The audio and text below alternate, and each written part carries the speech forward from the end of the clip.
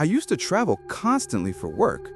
Long stretches of highways, coffee-stained maps, and cheap hotels that all looked the same. I didn't care about luxury. As long as the place had a bed, a lock, and running water, it was enough for me. For years, nothing strange ever happened. No creepy encounters, no odd noises, nothing worth remembering. That changed on a training trip to a small, quiet town in Pennsylvania. I checked into a budget hotel that looked almost harmless. The lobby had an old, faded red carpet and a scent that reminded me of forgotten basements. Dusty, warm, and oddly nostalgic.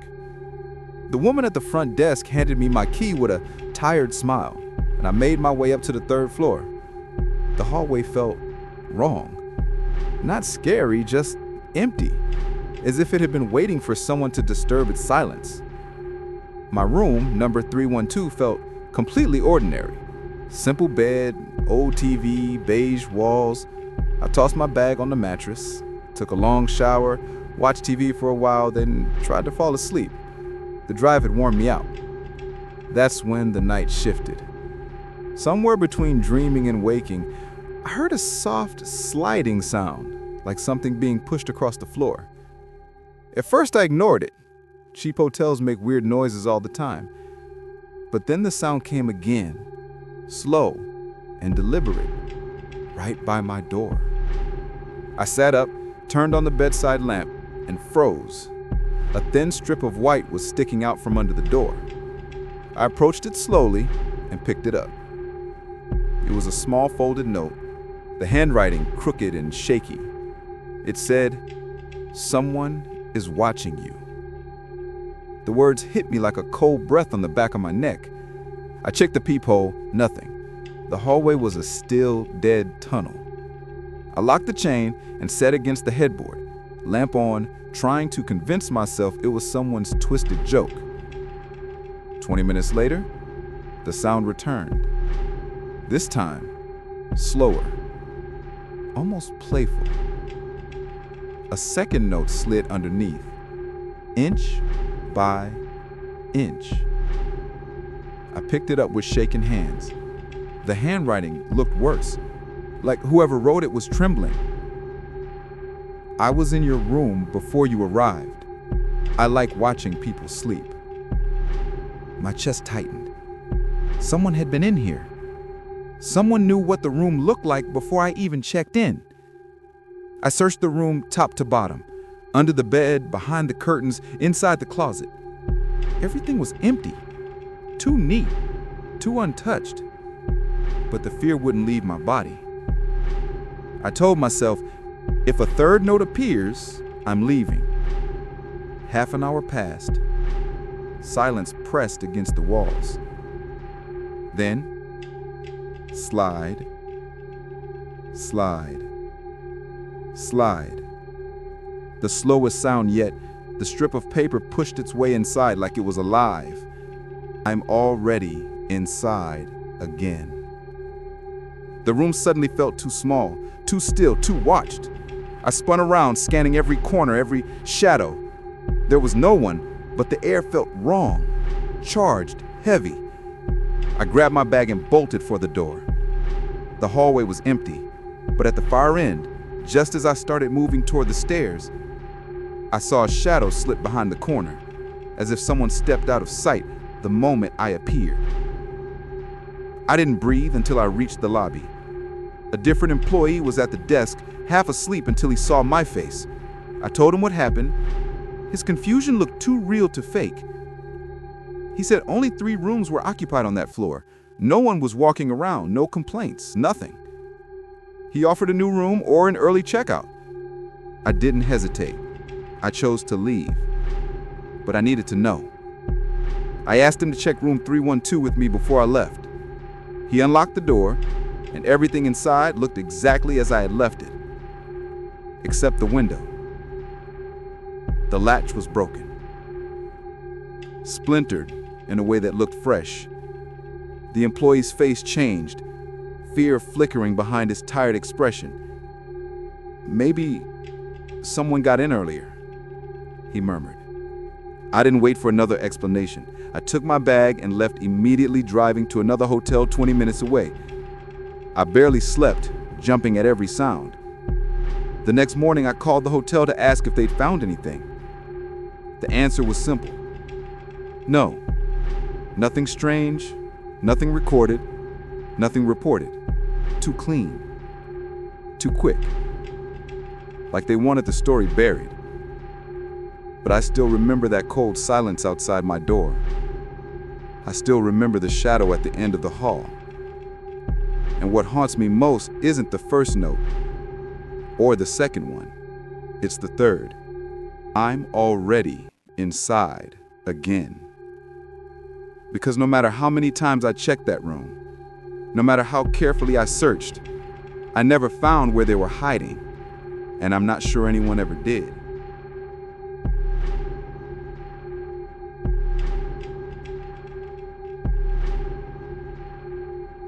Evan Turner had worked the night shift at Ridgemont Inn, a quiet roadside hotel off Interstate 74 in Ohio, for almost a year. Most nights were uneventful, checking in the occasional traveler, restocking towels, answering phone calls that rarely came. But that night, something felt wrong the moment he stepped through the lobby door. The lights hummed louder than usual.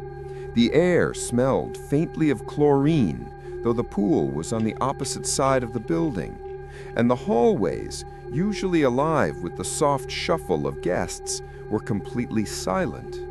Too silent. Evan shrugged the unease off.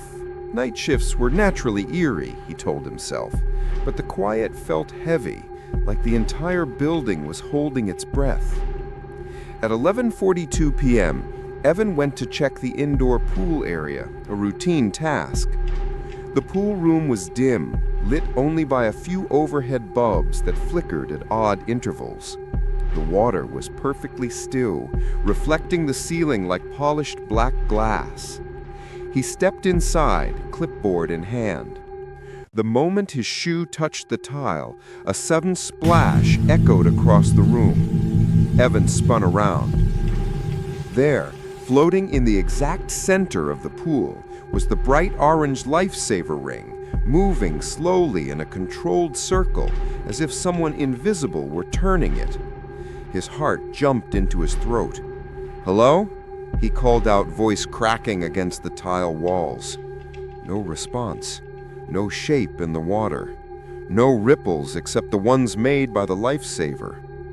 He backed up toward the door, eyes locked on the floating ring. It continued spinning, slow and steady, without sinking or drifting toward the edges. The air felt colder the longer he stared. Evan clicked off the lights and hurried out, the sound of his footsteps echoing too loudly in the silent hallway. An hour later, a maintenance request came through the system. Room 217, clogged toilet. But Evan knew that room wasn't booked. It hadn't been booked for 2 weeks. He double-checked. Vacant. But the request had the correct timestamp, as if someone inside had pressed the service button. Trying to ignore the uneasy feeling in his chest, Evan grabbed the repair kit and took the elevator to the second floor. The hallway lights flickered as the elevator doors opened. Cold air drifted around him like a whisper. He reached room 217. The door was wide open. Inside, the room was dark, except for the bathroom light spilling onto the carpet. Evan stepped in slowly, listening. Nothing but the hum of air conditioning, but the air felt too cold, too sharp. He checked the thermostat. It was set to 74, but the room felt closer to 50. A chill crawled down his arms. He moved into the bathroom to fix the toilet. The faucet was dripping, each drop echoing like a ticking clock. As he knelt, the temperature dripped again, enough to make him shiver. Behind him, the shower curtain rustled softly. Evan stood up, heart pounding. "Is anyone in here?" he whispered. Silence. He stepped out of the bathroom expecting to see an empty room. Instead, he saw something. A silhouette stood at the far end of the room. Tall, still, completely black, not like clothing or shadow, more like the absence of anything. Featureless, smooth, blending into the dim air, yet unmistakably present. Evan froze. The figure did not move, but the air around him tightened, like the walls were closing in.